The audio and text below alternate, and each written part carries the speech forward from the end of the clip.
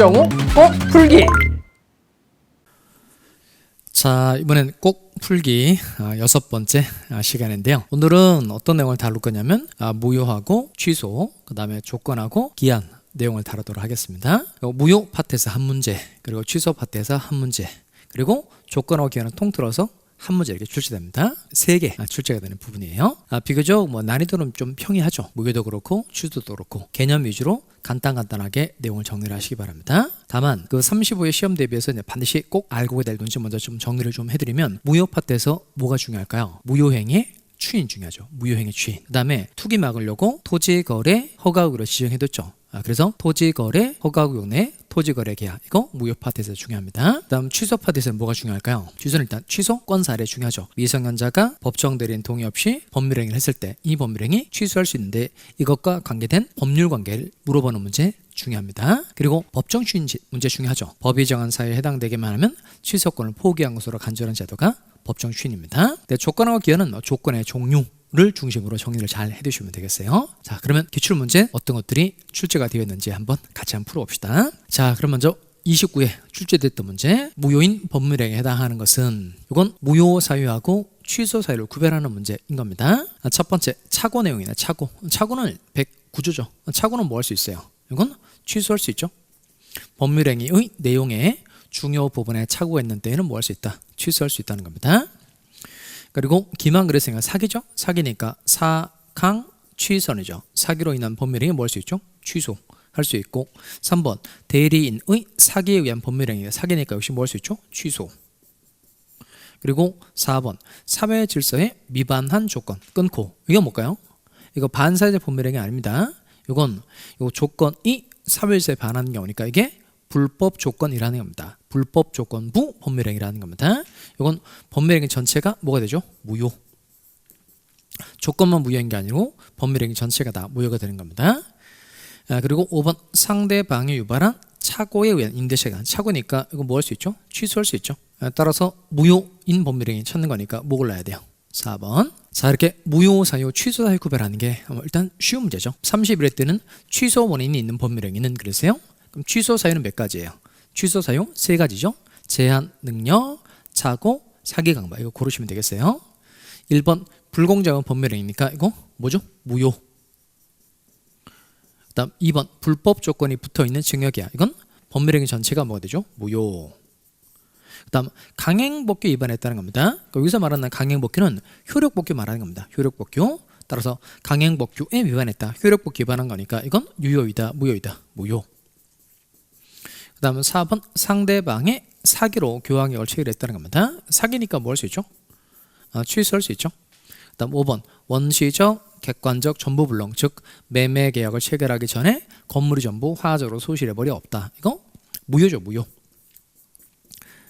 따라서 요 취소 원인 찾는 거니까 답 뭘 골라야 돼요? 4번. 자, 그럼 이렇게 무효사에 해당하는 거, 취소사에 해당하는 거 잘 정리를 해 두셔야 되겠죠. 취소사는 3가지라고 그랬죠. 제한 능력, 착오, 사기 강박. 그다음 무효사유, 이것만 좀 잘 정리해 두시면 되겠어요. 무효사유 뭐 있어요? 12가지 있죠. 12가지. 손으로 꼽으면서 해봐요. 권리 능력 없을 때, 그다음 의인사 능력 없을 때, 그다음 법률행위 목적 확정할 수 없을 때, 그리고 원시욕불능, 그리고 강행법규 위반, 그리고 반사회적 법률행위, 불공정한 법률행위, 그리고 무선이죠. 비진의 표시는 원칙적으로 유효하다. 그 다음 언제 무효가 돼요? 알았거나 알 수 있었을 경우, 즉 상대방이 표의자의 지인이 아님을 알았거나 알 수 있었을 경우에 무효. 그 다음 통정무선이죠. 상대방과 통정한 허위의 의사표시는 무효. 그리고 불법 조건부 법률행위, 그리고 불정무, 기해무, 이거 중요하죠. 불정무, 이거 뭐예요? 불능 조건이 정지 조건이면 무효. 기해무, 이거 뭐죠? 기정 조건이 해제 조건이면 무효가 되는 겁니다. 자, 그다음 28회 때 무효와 취소에 관한 설명으로 틀린 것은, 자, 일단 요 1번 판례 중요합니다. 무효인 등기를 유효한 등기로 전용하기로 했다는 겁니다. 이게 무효 등기의 유형이죠. 무효인 등기를 다시 유효하게 써먹을 수 있다 없다? 있어요. 그러면 갑이라는 사람이 자기의 건물을 담보로 을에게 돈을 빌리고 이제 을에게 가등기를 해준 겁니다. 이제 가등기 담보라고 말하는 겁니다. 그러니까 저당권하고 똑같이 생각하시면 돼요. 그러면 갑이 1,000만 원의 돈을 빌리고 자기 소유 건물에 대해서 을에게 가등기를 해준 거예요. 근데 얘가 1,000만 원 돈을 갚아버린 겁니다. 그럼 을 앞으로 낸 등기는 당연히 유효가 돼요, 무효가 돼요? 무효. 근데 이 등기를 말소하지 않은 상태에서 갑이라는 사람이 을에게 돈을 또 빌린 거예요. 그럼 무효로 된 가등기를 다시 유효하게 써먹을 수 있어요, 없어요? 있죠. 이게 무효 등기의 유용이라는 거죠. 그럼 이때 무효 등기의 유용은 되기는 돼야 안 돼요? 되죠. 언제 되는 거예요? 무효 등기의 유용. 유용하기로 하는 합의가 이루어지기 전에 등기부상 새로운 이해관계를 맺은 제3자가 없을 때만 가능하다는 겁니다. 다만 꼭 기억해야 될 게 무효 등기의 유용은 무효행위의 추인과 상관된 제도라는 겁니다. 이건 꼭 기억하셔야 됩니다. 무효행위의 추인. 이거 139조죠. 당사자가 무효임을 알고 추인을 했어요. 그러면 새로운 법률행위로 보는데 언제부터 새로운 법률행위로 보죠? 추인한 때로부터. 추인한 때로부터 새로운 법률행위로 본다는 겁니다. 따라서 얘는 소급효예요, 장래요? 장래요. 이걸 잘 연결할 수 있어야 되겠어요. 따라서 무효인 등기를 유효한 등기로 바꾸기로 했다는 겁니다. 이건 무효행위 추인과 관계된 제도니까 언제부터 이 등기가 유효한 등기가 될까요? 유용하기로 한 때부터. 유용하기로 한 때부터. 근데 소급하여 유효한 등기로 된다고 되어 있으니까 OX, X. 이거 소급효가 돼야 돼요, 장래효가 돼야 돼요? 장래효가 돼야 되죠. 정답 1번인데요. 꼭 잘 기억합시다. 무효 등기의 유형은 뭐와 관계된 제도다?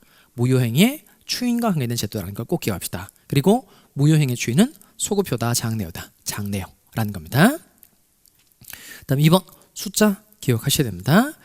취소는 주장기간의 제한이죠. 먼저 추인할 수 있는 날부터 몇 년 내에, 3년 내에, 법률행위 한 날부터 몇 년 내에, 10년 내에 취소권을 행사해야 됩니다. 그 다음에 기산점 다시 잘 볼까요? 언제부터 3년이에요? 추인이죠. 추인할 수 있는 날로부터 3년 내에. 언제부터 10년이죠?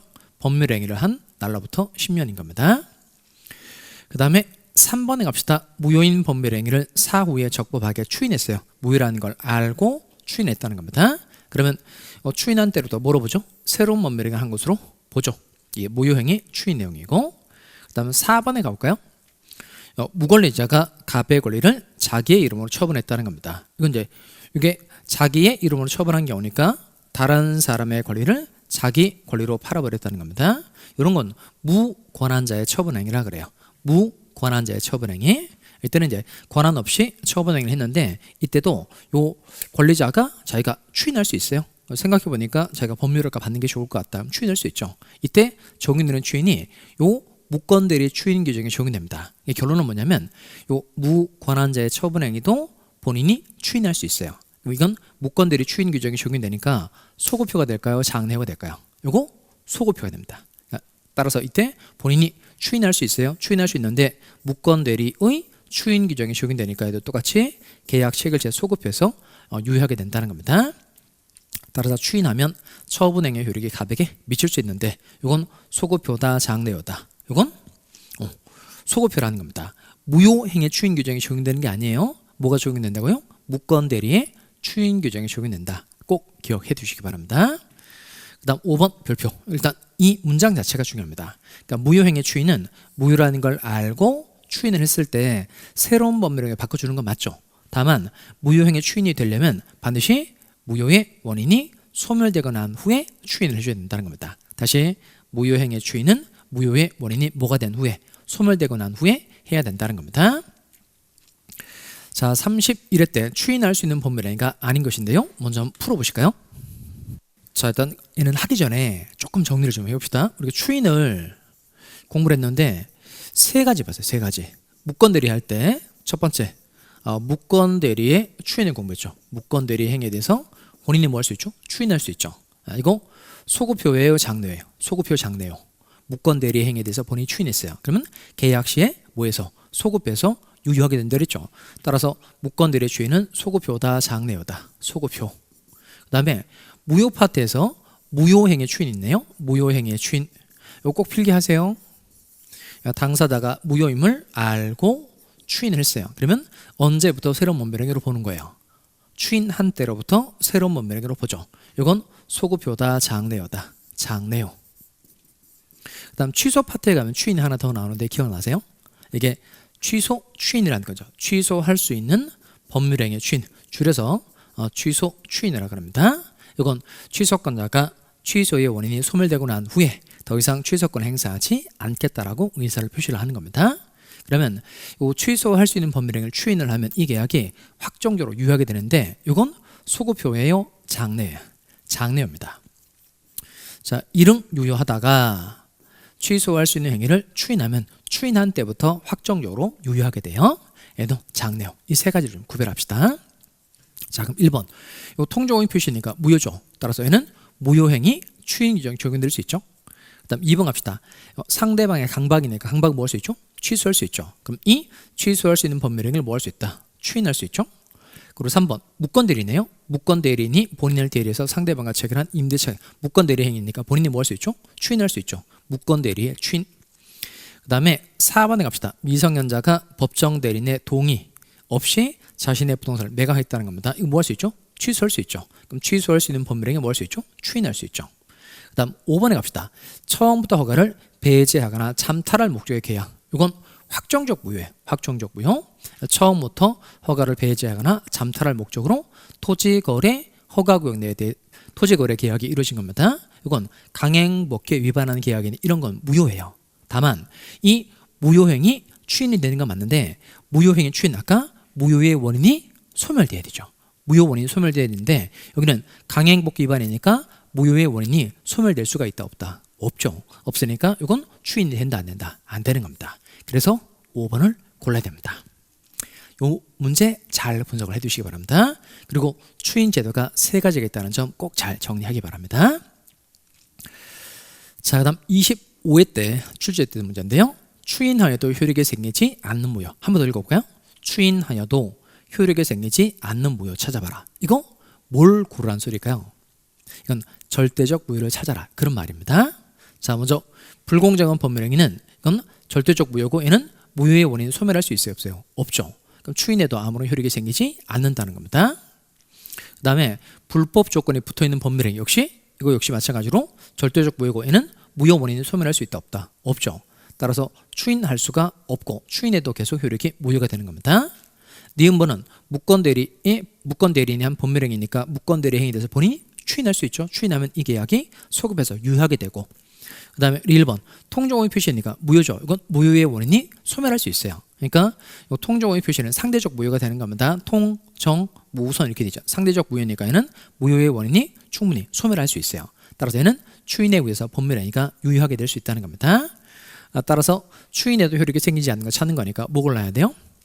기역, 디귿 이렇게 고르시면 되겠어요.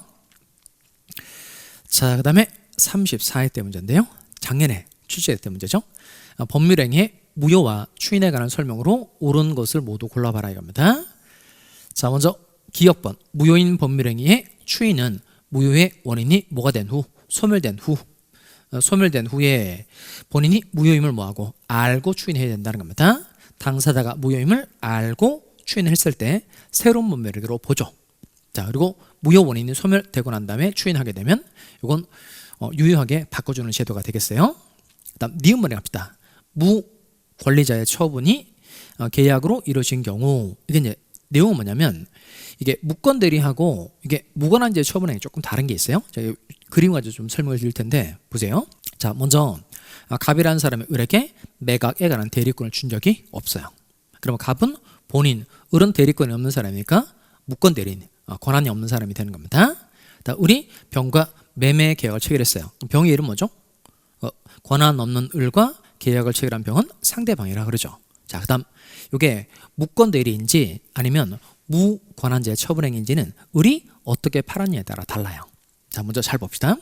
을이 병과 계약을 체결할 때 갑의 대리인 을 이렇게 팔았어요. 그러면 대리인인 것처럼 팔았다 이거죠.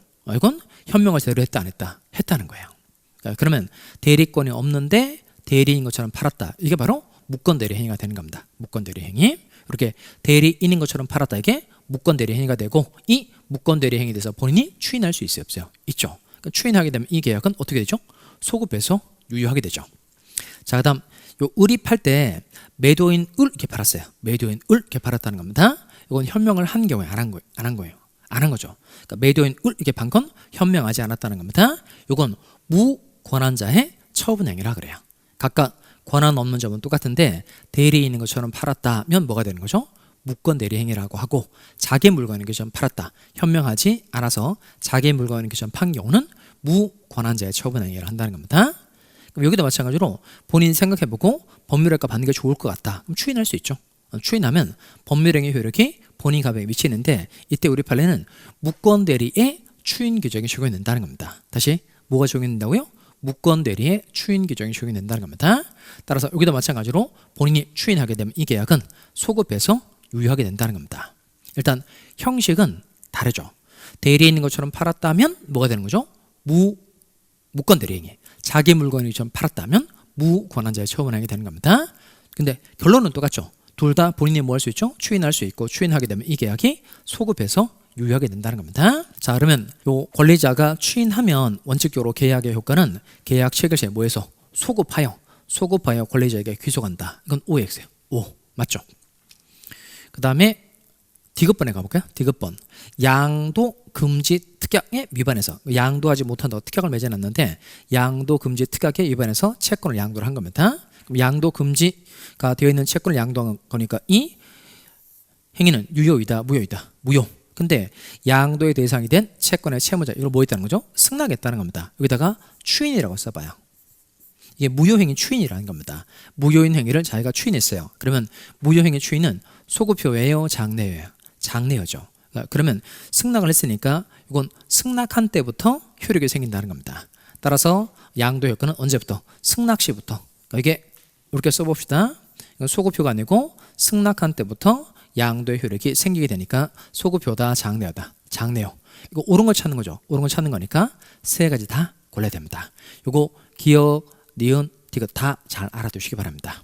왜냐? 35회 때 날 지문이 되기 때문에 꼭 잘 알아두셔야 됩니다. 자, 그다음 30회 문제인데요. 최근 들어서 그 출제하는 사람이 되게 좋아하는 부분이 사례 문제를 낼 수 있는 게 쭉 찾아봐서 무효 파트에서 이거예요. 이게 토지거래 허가구역 내 토지거래 계약입니다. 자, 읽어보겠어요. 갑은 토지거래 허가구역 내에 있는 그 소유 X토지에 관하여 을과 매매 계약을 체결하였다. 그러니까 토지거래 허가구역 내 토지거래 계약이라는 겁니다. 자, 그런데 비록 이 계약이 토지거래 허가를 받지는 않았으나 확정적으로 무효가 아닌 경우 다음 설명 중 틀린 것은? 자, 그러면 이 토지거래 허가구역 내에 토지에 대해서 거래계약을 체결한 겁니다. 그럼 이 거래계약은 관할관청에 뭘 받아야 돼요? 허가를 받아야 되죠. 허가. 그럼 이게 허가 여부가 결정되기 전까지는 이 계약은 유효가 될 수도 있고 무효가 될 수도 있고 정해져 있지 않죠? 이걸 뭐라 그래요? 이걸 유동적 무효라고 표현합니다. 따라서 유동적 무효 상태에 있다. 맞죠? 그 다음에 중요한 건 유동적 무효 상태에서 가장 중요한 포인트는 이 매매계약은 채권적 효력이 없다는 겁니다. 그러니까 채권적 효력이 없으니까 서로 상대방에게 계약상의 채무를 이행해달라고 청구할 수 있어요? 없어요? 없어요. 자, 2번.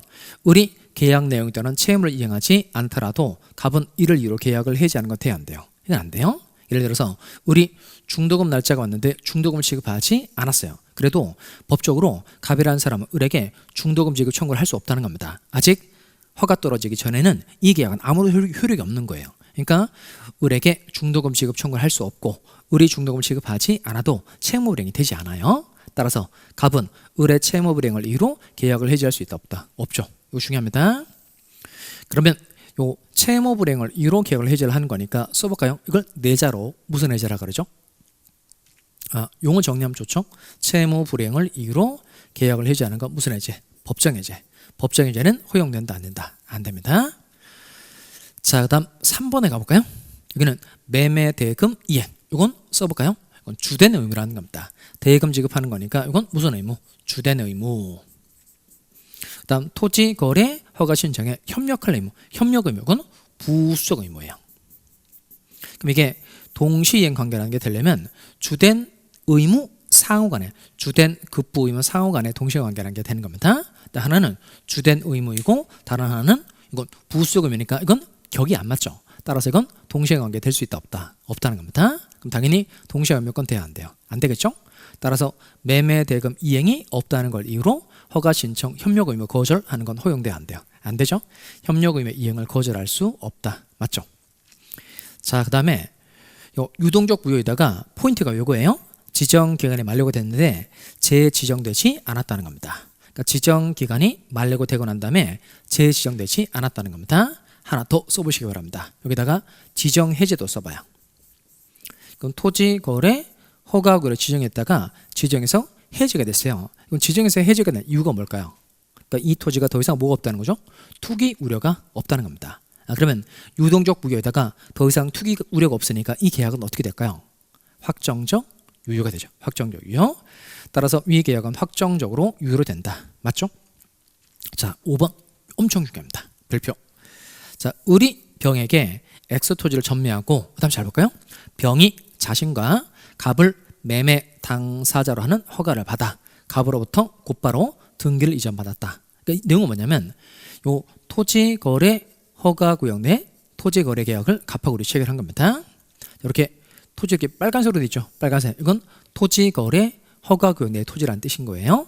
이렇게 매매 계약을 체결했는데 을이 병이라는 사람에게 되팔았다는 거예요. 그러면 이 매매 계약 허가 받아야 되고 이거 전매 계약 각각 허가를 받아야 된다. 각각 허가를 받고 등기가 갑에서 을에서 병 이렇게 등기가 넘어가야 돼요. 자, 그런데 이 갑하고 병은 계약을 한 적이 있어요, 없어요? 없어요. 즉 갑하고 병은 계약을 한 적이 없음에도 불구하고 자기가 계약의 당사자인 것처럼 해서 계약서를 가라로 하나 꾸민 거예요. 가라 알죠? 계약서를 가짜로 꾸몄다는 겁니다. 그래서 갑하고 병은 계약을 체결한 적이 없음에도 불구하고 계약을 체결한 당사자인 것처럼 해서 토지 거래허가 신청을 한 거예요. 근데 공교롭게 허가가 떨어진 거예요. 그래서 허가를 받고 갑에서 직접 병 앞으로 중간생략 등기가 됐다는 겁니다. 그럼 이 등기는 유효이다, 무효이다? 이건 무효예요. 무효. 이렇게 토지 거래 허가 규정은 이건 단속 복귀예요, 효력 복귀예요? 효력 복귀예요. 따라서 중간생략 등기를 금지하는 토지 거래 허가 규정은 이건 효력 복귀를 하는 겁니다. 따라서 효력 복귀를 위반한 경우에 사법상 행위의 효력은 유효예요, 무효? 무효죠, 무효. 따라서 병 앞으로 된 이 중간생략 등기는 이건 유효이다, 무효이다? 무효. 왜 무효라고요? 효력 복귀 위반이라서. 근데 유효하다고 돼 있으니까 OX, X. 자, 이게 답이에요. 요 30회 문제 꼭 잘 기억해 두시기 바랍니다. 35회 이거고 아주 비슷한 문제가 35회 난다 이거예요. 자, 하나만 더 해봅시다. 34회 갑은 허가를 받을 것을 전제로 토지거래 허가구역 내 토지에 대해서 을과 계약을 체결했다는 겁니다. 그럼 이게 허가를 받기로 하고 계약을 체결했으니까 이 계약은 뭐가 될까요? 이건 무슨 무효죠? 유동적 무효. 유효가 될 수도 있고 무효가 될 수도 있고 아직 정해져 있지 않다 이겁니다. 자, 먼저 기업 매매대금 제공 이거 아까 봤듯이 주된 의무. 그다음 협력 의무는 부수적 의무. 따라서 이건 동시행관계 될 수 있어요, 없어요? 없죠. 따라서 매매대금 이행 제공이 있을 때까지 협력금 이행 거절하는 건 돼야 안 돼요? 안 되죠? 근데 할 수 있다고 돼 있으니까 OX, X. 자, 그다음 을이 계약금을 지급했다는 겁니다. 자, 그다음 당사자 일방이 이행에 착수하기 전에 특별한 사정이 없는 한 갑은 계약금의 배액을 상환하고 계약을 해지할 수 있다. 자, 그러면 이렇게 화살 표시하시고 계약금을 지급한 사람이 계약금 포기하고 계약을 해지할 수 있죠. 이런 건 무슨 해제라고 그러죠? 열자. 요거 해약금에 의한 계약 해제라고 그래요. 또 이행 착수 전이면 계약금을 받은 사람은 계약금의 배액을 상환하고 계약을 해지할 수 있죠. 이것도 똑같이 무슨 해제라고 그러죠? 해약금에 의한 계약 해제. 해약금에 의한 계약 해제 열자입니다. 자, 그러면 아까 유동적 무효일 때 채무 불이행을 이유로 계약을 해제를 하는 건 돼야 안 돼요? 안 되죠. 근데 해약금에 의한 계약 해제는 할 수 있다, 없다? 있다는 거예요. 그럼 해약금에 의한 계약 해제를 하면 당사자가 계약을 깬 거니까 이 법이 추구하고 있는 투기 방지라는 입법 목적이 그냥 스스로 달성이 되는 거예요. 따라서 해약금에 의한 계약 해제는 할 수 있다, 없다? 있죠. 따라서 갑은 계약금의 배액을 상환하고 계약을 해지할 수 있다. 맞죠? 자, 그다음 디귿번에 갑시다. 일정 기간 내에 허가를 받기로 약정을 맺었어요. 자, 언제까지 허가를 받기로 하자라고 당사자 정한 겁니다. 근데 그 허가를 받지 못하고 약정 기간이 경과했다는 겁니다. 그럼 이 매매 계약은 확정적 무효가 되겠느냐? 이게 아니죠. 왜냐하면 갑하고 을이 체결한 계약이 투기 우려가 있는지 관할 관청에서 심사를 해서 투기 우려가 없다. 그럼 이제 허가처분을 내려주는 거고 투기 우려가 있다. 그럼 불허가처분이 내려지는 거죠. 그러니까 이게 당사자가 정한 기간이 약정 기간이 도가했느냐는 이거 별로 중요하지 않다는 거예요. 그러니까 약정 기간이 경과했다. 이것만 가지고 확정적 무효가 된다는 건 OX, X죠, X. 따라서 옳은 걸 찾는 거니까 뭐 골라야 돼요? 니은 하나 골라야 됩니다. 자, 여기는 특히 니은번호를 꼭 잘 기억해 두시기 바랍니다. 요 유동적 부여 상태에서 법정 해제는 안 되지만 해약금에 의한 계약 해제는 할 수 있다 없다? 있다. 는 점 꼭 잘 구별해 두시기 바랍니다. 자, 그다음 취소 파트로 좀 와볼까요? 취소 파트. 자, 29의 내용인데요. 취소할 수 있는 법률행위에 관한 설명으로 틀린 것은, 일단 1번을 틀리게 생각하는 사람 엄청 많은데 1번은 조문이에요. 조문. 취소된 법률행위는 취소했다는 겁니다. 취소했어요. 그럼 이게 취소한 때부터 계약의 효력이 상실돼요? 처음부터 효력 상실해요. 처음부터죠. 처음부터. 그러니까 취소하면 법률행위 효력이 소급적으로 무효가 되죠. 따라서 처음부터 무효인 것으로 본다. 이거 맞아요. 정확하게 맞아요. 정확하게. 141조 조문입니다. 취소된 법률행위는 처음부터 무효인 것으로 본다. 여기서 무효인 것으로 본다는 건 그냥 효력이 없어진다는 뜻입니다. 이거. 그 다음에 2번 해볼까요? 2번. 제한계약자는 취소할 수 있는 법률행위를 단도로 취소할 수 있다. 이건 취소권자 알면 되죠? 취소권자 누구예요? 140조. 취소권자 누구죠? 제, 차, 사, 강, 대, 승이죠. 제, 제한능력자. 착, 차고, 사, 사기, 강, 강박, 대, 대리인, 승, 승견이죠. 그러면 이때 제한능력자는 제한능력자인 상태에서 단독으로 취소할 수 있다 없다? 있어요. 따라서 단독으로 취소할 수 있다. 당연히 맞죠? 법정 대리인 동의가 필요 없다는 겁니다. 취소할 때에는 단독으로 할 수 있어요. 그 다음에 3번에 갑시다. 3번은 제한능력자의 법률행위니까 밑줄 한번 해봅시다. 제한능력자의 법률행위는 이거 뭐 할 수 있죠? 일단 이걸 알아야 문제를 풀죠. 취소할 수 있죠. 취소. 자, 그런데 요 취소할 수 있는 법률행위에 대해서 법정 대리인이 추인할 수 있네요. 이게 취소 추인이라는 겁니다. 취소 추인. 자, 그러면 취소할 수 있는 법률행위를 추인했다. 이 말은 취소권자가 더 이상 취소권을 행사하지 않겠다라고 의사를 표시를 하는 겁니다. 그러면 취소할 수 있는 법률행위 추인하려면 기본적으로 취소의 원인이 소멸이 돼야 돼요. 근데 여기는 중요한 사람이 나와요. 이 사람 꼭 기억합시다. 법정 대리인. 자, 법정 대리인 이 사람은 뭐 법정 대리인 이 사람 뭐 미성년자인 상태에서, 그러니까 미성년자가 단독으로 추인하려면 성년자가 돼야 되지만 부모는 얘가 성년자가 되기 전에도 얼마든지 추인할 수 있어요, 없어요? 있죠. 그러니까 법정 대리인은 취소의 원인이 소멸되기 전에도 얼마든지 추인할 수 있다 없다? 있어요. 그럼 법정 대리인의 추인은 취소의 원인이 소멸된 후에 하여야 효력이 있다. OX, X. 누가 포인트냐면 법정 대리인이 포인트입니다.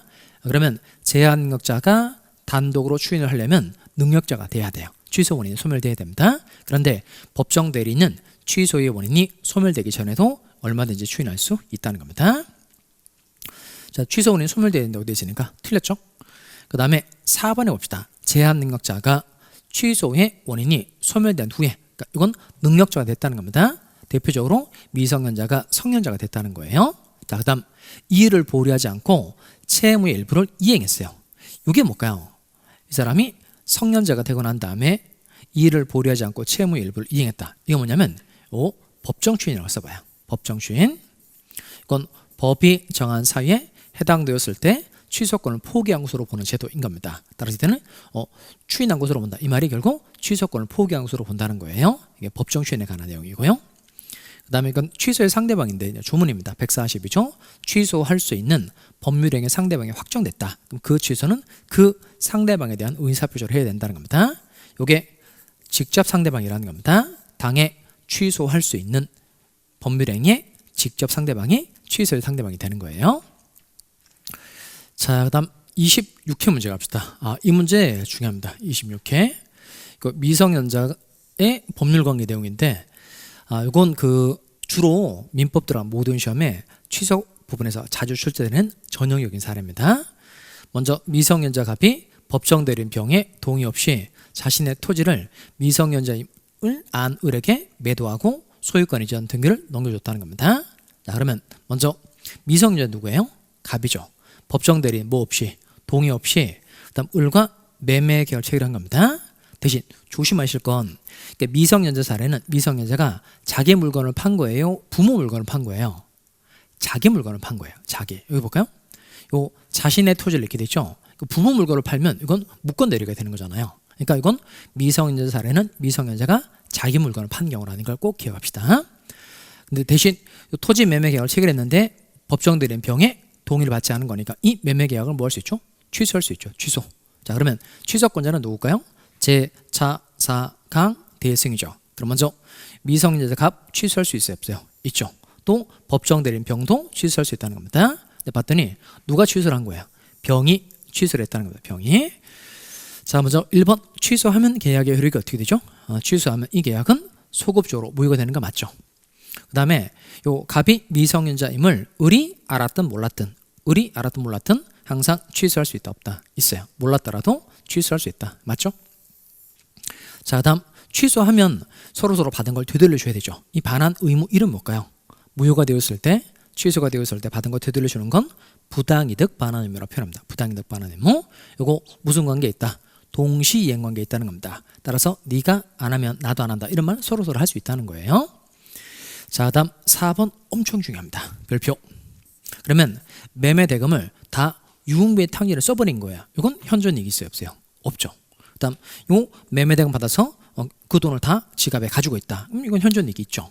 근데 요 제한금액자는 현존이익 한도에서 반환하면 되는데 요 매매 대금을 받아서 물건 구입하는 데 썼다. 또는 치료비에 썼다.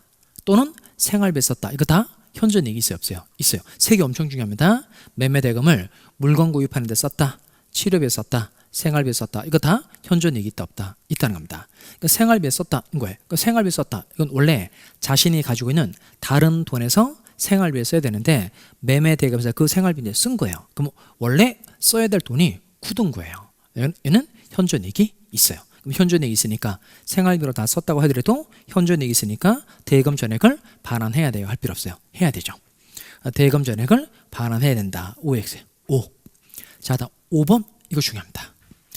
자, 5번 잘 기억하셔야 됩니다. 만약 을이 선의의 정에게 매도하고 이전 등기를 해줬어요. 이렇게 상대방 을이 정이라는 사람에게 되팔았다는 겁니다. 그리고 정이라는 사람에게 소유권 이전 등기가 된 거예요. 일단 조심하실 건 갑이 계약을 한 사람 누구죠? 을. 현재 소유권 등기를 가지고 있는 사람은 누구예요? 정. 그럼 이때 취소는 을에게 해야 돼요? 정에게 해야 돼요? 둘 모두에게 취소할 수 있어요. 취소의 상대방은 을이다, 정이다, 둘 모두에게 다 할 수 있다. 을이죠. 아까 취소의 상대방은 무슨 상대방? 직접 상대방이라는 겁니다. 그러니까 취소는 무조건 요 을에게 하는 겁니다. 그 다음 이때 취소의 효과를 주장해서 제3자에게 과연 반환 청구를 할 수 있겠느냐 이겁니다. 그럼 얘는 선인 경우도 있고 악인 경우도 있고 그렇죠. 선인 경우, 악인 경우. 자, 그럼 먼저 요 정이라는 사람이 요 사람 악이에요. 그럼 따라서 악인 사람 보호받을 수 있어요, 없어요? 없죠. 그 다음 정이 선이에요.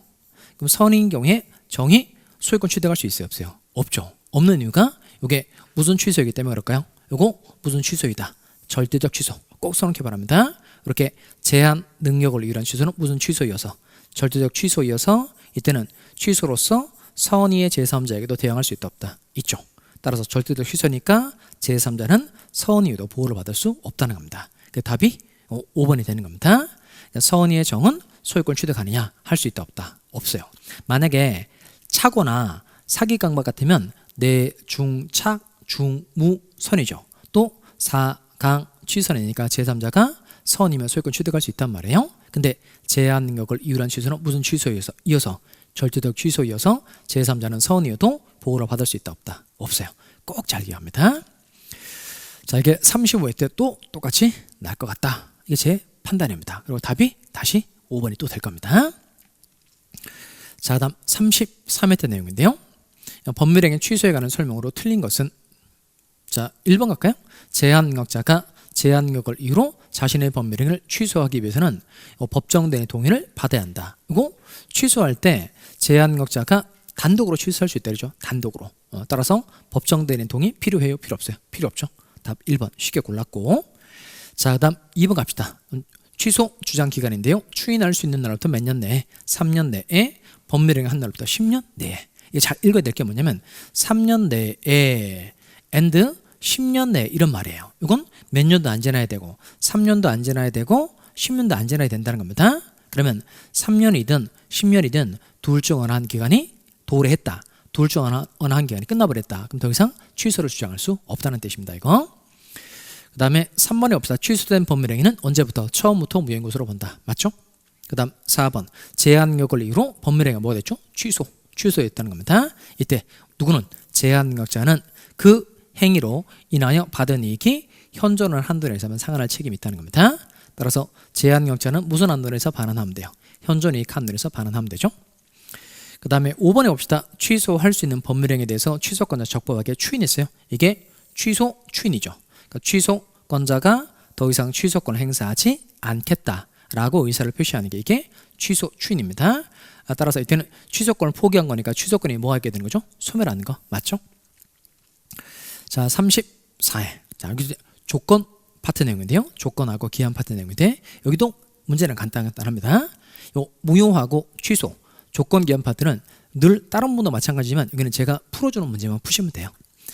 자, 먼저 요 부관이라는 게 부수에서 붙인 약관입니다. 그러니까 즉 법률행위를 하면서 당사자가 부수에서 붙인 약관, 이게 이제 부관이라는 겁니다. 이건 조건도 있고 기한도 있고 부담도 있고 그래요. 우리 시험범위에 해당되는 게 조건하고 기한이니까 이걸 중심으로 정리를 하시면 되겠습니다. 자, 틀린 거 찾는 거예요. 자, 1번 조건이 사회질서에 위반되었다. 이게 뭐죠? 내자. 반사적 법률행위 아니고 불법 조건. 불법 조건부 법률행위라는 겁니다. 그러니까 조건의 내용이 사회질서에 반한다는 겁니다. 이건 무슨 조건이든지 정지 조건이든지 해지 조건이든지 법률행위 전체가 뭐가 되죠? 무효. 근데 조건만 무효고 법률행위는 유효하다. O의 X, X. 법률행위 전체가 무효가 되는 겁니다. 자, 답은 1번이고요. 다음 법률행위에 조건이 붙어있는지의 여부는 조건의 존재를 주장하는 사람이 입증해야 된다는 겁니다. 그 다음에 3번 5 이거 기억하셔야 됩니다. 얘는 일단 정의하고 갈까요? 기한의 이익이라는 건데 그 기한의 이익은 법률행위를 검토를 해보면 돼요. 법률행위 성질을 검토해보면 누구에게 유리하냐는 걸 검토를 하면 이 기한의 이익이 누구에게 있는지 금방 알 수 있어요. 자, 근데 이 법률행위 성질을 검토해봤는데도 누구에게 기한의 이익이 있는지 잘 모르겠다. 그러면 누구에게 기한의 이익이 있는 것으로 채무자에게 기한의 이익이 있는 것으로 본다가 아닙니다. 추정한답니다. 추정. 다시 기한은 누구의 이익을 위한 것으로 채무자의 이익을 위한 것으로 뭐한다? 추정한다. 꼭 잘 기억합시다. 기한은 누구의 이익을 위한 것으로 채무자의 이익을 위한 것으로 뭐한다? 추정한답니다. 추정. 그 다음에 4번 중요하죠. 이건 기해무예요. 기성 조건이 해제 조건은 무효. 이거하고 대비되는 거 또 기억하셔야 되죠. 불정무죠. 불능 조건이 정지 조건이면 무효. 기성 조건이 해제 조건이면 무효. 불정무, 기해무 이렇게 꼭 잘 기억합시다. 그 다음에 종기 있는 법률행위, 기한도 마찬가지로 기한이 도래한 때부터 효력이 발생하거나 소멸하는 거죠. 그럼 시기가 붙어있다. 그러면 효력이 발생하는 거고 종기가 붙어있다. 그럼 효력이 소멸하는 겁니다. 대신 언제부터예요? 기한이 도래한 때로부터 소급효다 장래효다. 장래요. 다음 32의 조건 기한에 관한 설명으로 틀린 것은 자 1번 법정 조건인데요. 법정 동그라미 해봐요. 그러니까 조건이 되려면 갑이라는 사람이 을에게 건물을 증해 주면서 네가 시험에 합격하면 건물 주겠다와 같이 법률행위를 하면서 당사자가 임의로 붙여야 돼요. 당사자가 임의로 붙여야 되는데 법정 조건은 이미 법률에서 정해져 있는 조건인 거예요. 따라서 당사자가 임의로 붙인 게 아니니까 법정 조건은 조건이다 아니다? 아니에요. 그 다음 2번은 불법 조건이고 이거 법률행위 전체가 무효죠. 자, 그 다음 3번 조건부 법률행위는 조건이 성취가 되었을 때 비로소 법률행위가 성립한다. 틀렸죠. 조건은 이미 법률행위에서 뭐가 된 거예요? 성립은 했죠. 성립은 했고 효력의 발생, 효력의 소멸을 불확실한 사실에 맡기는 게 이게 조건이 되는 겁니다. 그러니까 조건이 성취가 되었을 때 법률행위가 성립하는 게 아니고 이건 효력이 발생하거나 효력이 소멸하게 되는 겁니다. 그러니까 성립 여부를 불확실한 사실에 맡기는 게 아니에요. 성립은 무조건 했어요. 법률행위로서 무조건 성립은 했고 효력의 발생 또는 효력의 소멸을 장래 불확실한 사실에 맡기는 게 조건이 되는 겁니다. 자, 그 다음에 4번 불정무. 아까 중간에 내렸죠. 불능 조건이 무슨 조건이면 정지 조건이면 이 법률행위는 뭐가 되는 거죠? 무효.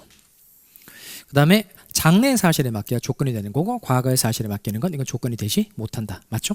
정답 몇 번이에요? 3번. 다시 강조드립니다. 조건의 뜻이 뭐예요?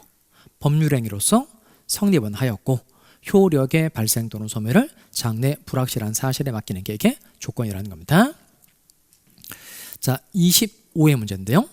자, 그러면 정지 조건부 법률행위니까 예를 하나 놓고 한번 해봅시다. 갑이 을에게 건물을 증해 주는데 네가 35에 시험에 합격하면 건물을 증여해주겠다라고 얘기했다는 겁니다.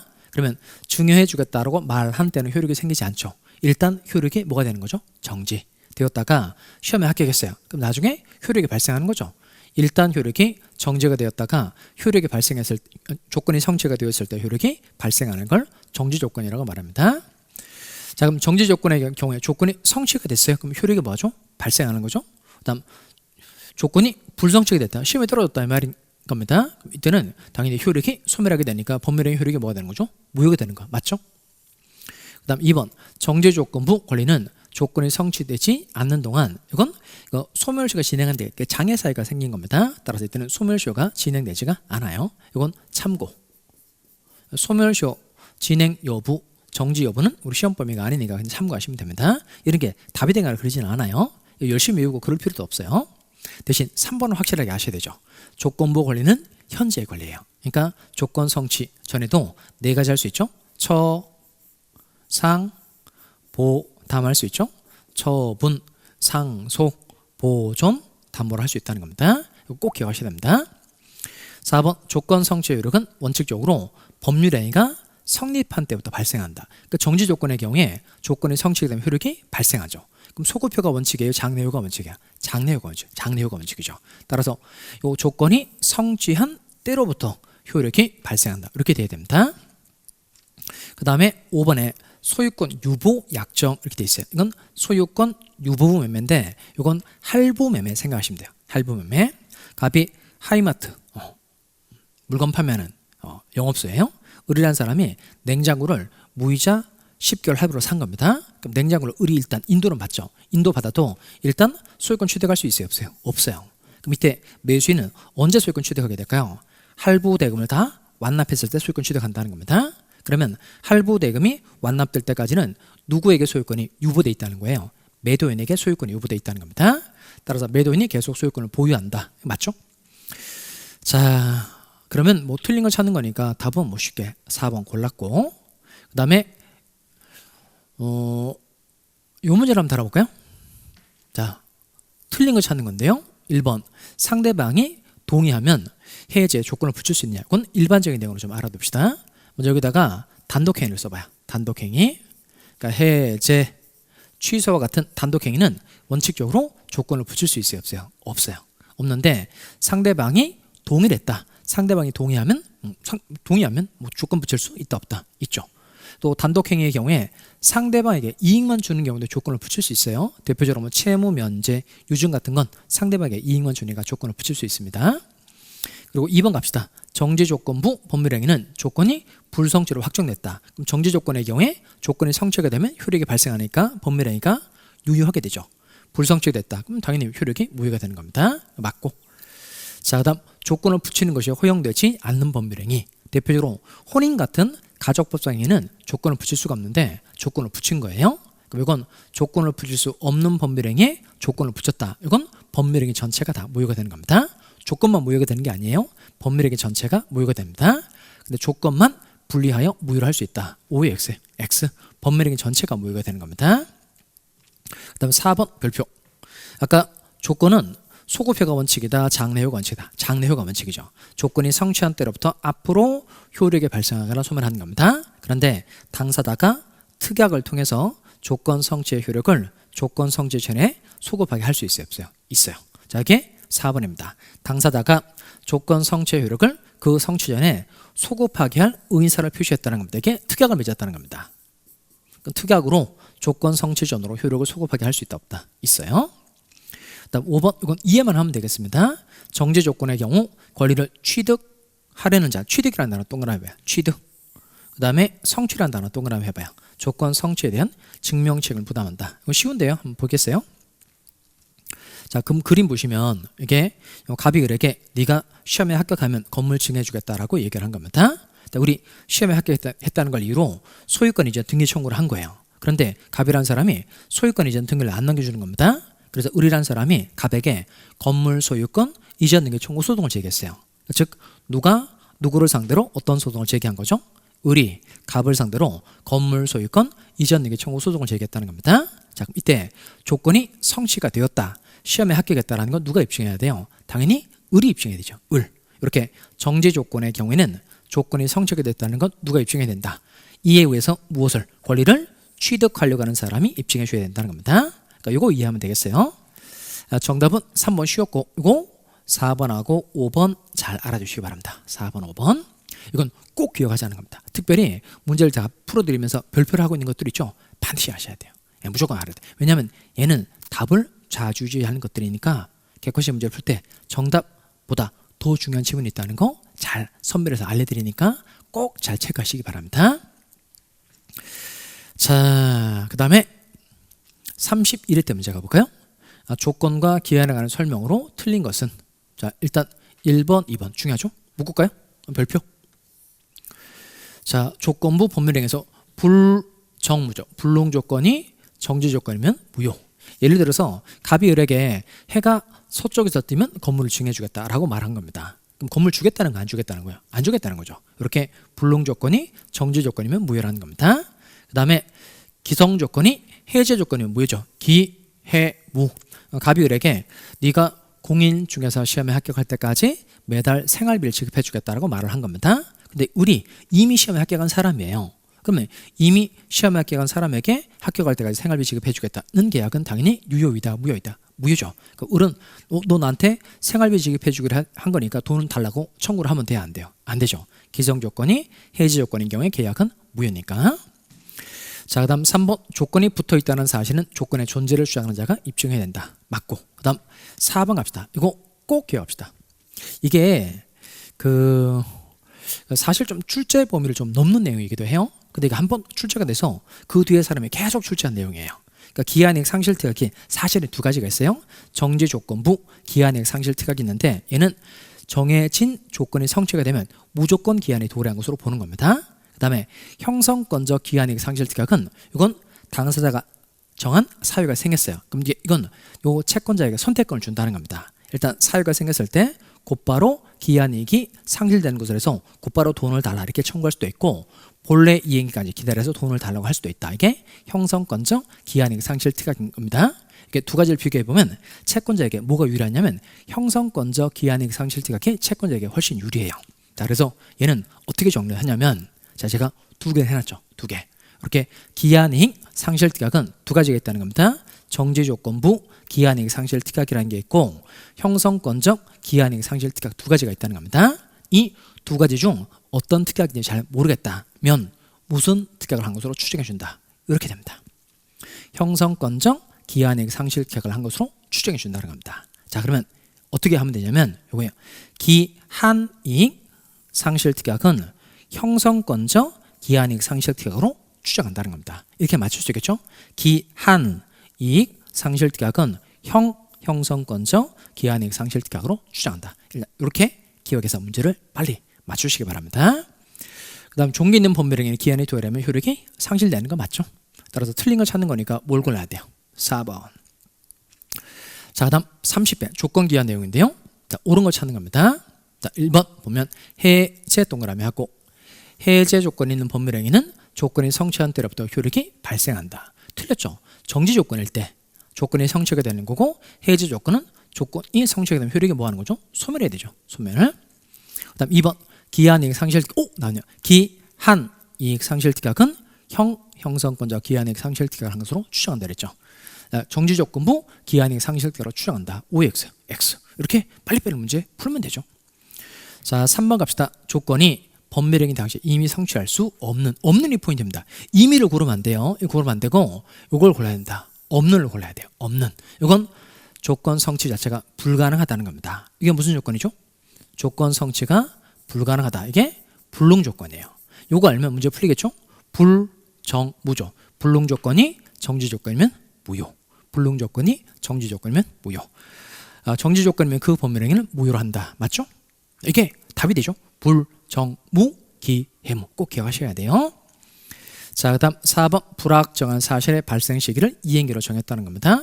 그 사실이 실제로 발생한 경우뿐만 아니라 그 사실의 발생이 불가능하게 된 때도 당연히 기한은 도래한 것으로 보는 겁니다. 그 다음 상계의 경우 상계 이거 단독행위죠. 단독행위니까 이거 기한 붙이는 거 시기에 붙이는 거 허용되지가 않아요. 자, 이건 조건하고 똑같이 생각하시면 돼요. 단독행위 원칙적으로 조건 기한 붙일 수 있다 없다 없다. 그렇게 정리하면 되겠습니다. 그다음 33회 내용인데요. 33회 조건에 관한 설명으로 틀린 것은 1번 조건 성취의 효력은 이게 특별한 사정이 없는 한 그랬으니까 원칙을 물어보는 겁니다. 그럼 조건은 소급효가 원칙이에요, 장래효가 원칙이에요? 장래효가 원칙이죠. 소급하지 않는다. 맞죠? 그 다음 2번 선량한 풍속 기타 사회 질서에 위반한다. 이게 불법 조건이 되는 겁니다. 이건 조건뿐만 아니라 법률행위 전체가 무효죠. 그러니까 조건 없는 법률행위 된다고 되어 있으니까 X죠. 답 쉽게 골랐네요. 몇 번 골라야 돼요? 2번. 자, 그 다음에 조건인지 조건인지 기한인지는 이게 요 장래 사실이 발생하는 게 확실하다, 불확실하다 이거 가지고 판단하는 겁니다. 그러면 이게 불확실한 사실에 맡기면 뭐가 되는 거죠? 조건이 되는 거고 확실한 사실에 맡기면 뭐가 되는 거죠? 이게 기한이 되는 겁니다. 그러니까 조건인지 기한인지는 이렇게 판단하면 되겠어요. 확실한지 불확실한지 이렇게 판단하시면 되겠습니다. 이거 조금 정리를 좀 해드리면 이거예요. 자, 먼저 부관에 표시된 사실이 발생하지 않으면 채무를 이행하지 않아도 된다. 다시 부관 이건 당사자가 법률행위를 하면서 이제 부수에서 붙인 약관 특약사항으로 생각하시면 되겠어요. 부관에 표시된 사실이 발생하지 않으면 채무를 이행하지 않아도 된다. 이건 이제 불확실한 쪽이 되는 겁니다. 이때는 뭐가 되는 거죠? 조건이 되는 거고, 그다음 부관에 표시된 사실이 발생한 경우는 물론이고 발생하지 않은 때 모두 다 채무를 이행하겠다 이런 뜻이면 확실한 쪽인데 이건 기한으로 된다는 겁니다. 참고해서 한번 읽어보시면 되겠어요. 그 다음에 4번에 보면 이행지체 재날 때 돈을 주지 않았다. 그럼 일단 돈을 달라고 뭐 하는 거죠? 최고 하고 상당한 기간에 이행하지 않으면 계약을 해지하겠다는 의사표시를 하면 되죠. 근데 이건 정지 조건을 할 수 있다는 거예요. 언제까지 이행하지 않으면 계약이 자동적으로 해제가 되는 것으로, 즉 해제 의사표시 없이도 계약이 끝나는 것으로 하자라고 할 수 있다는 겁니다. 정지 조건을 해서 계약 해지하는 거 돼요. 그다음 5번 중요합니다. 5번 별표. 그러니까 신의 성실에 반하는 방해 행위로 말미암아 조건이 성취가 된 것으로 의제되는 거. 의제라는 게 이제 간주한다는 겁니다. 그렇지 않은데 그렇게 본다. 이게 이제 의제, 간주, 본다 다 똑같은 말입니다. 그러면 갑이 을에게 시험에 합격하면 건물을 증여해주겠다라고 얘기한 겁니다. 그런데 갑이라는 사람은 을의 조건 성취를 방해했어요. 그러면 상대방은 조건이 성취한 것으로 주장할 수 있죠. 밑에 언제 조건이 성취한 것으로 보는 거죠? 방해 행위가 없었더라면 조건이 성취되었으리라고 추산되는 시점, 추측이라는 뜻입니다. 다시 방해 행위가 없었더라면 조건이 성취가 되었으리라고 추산되는 시점이 이게 조건 성취 시점이 되는 겁니다. 이건 결국 이 판례 결론 물어보는 거니까 꼭 잘 알아두시기 바래요. 정답은 뭐 2번으로 쉬웠고요. 자, 여기까지. 자, 그러면 이 조건에 관한 설명으로 틀린 거 답 2번인데요. 불정무 기해무 꼭 기억합시다. 불정무는 뭐죠? 불능 조건이 정지 조건이면 무효. 그다음 기해무 기성 조건이 해제 조건이면 무효가 된다는 겁니다. 자, 이제 오늘은 여기까지 정리를 하도록 하겠어요. 무효, 취소, 조건, 기한 파트 각각 여기 풀어드린 문제만 반복해서 계속 푸시면 여기는 완벽하게 득점하실 수 있을 겁니다. 자, 오늘 여기서 마치도록 하겠습니다. 수고했습니다.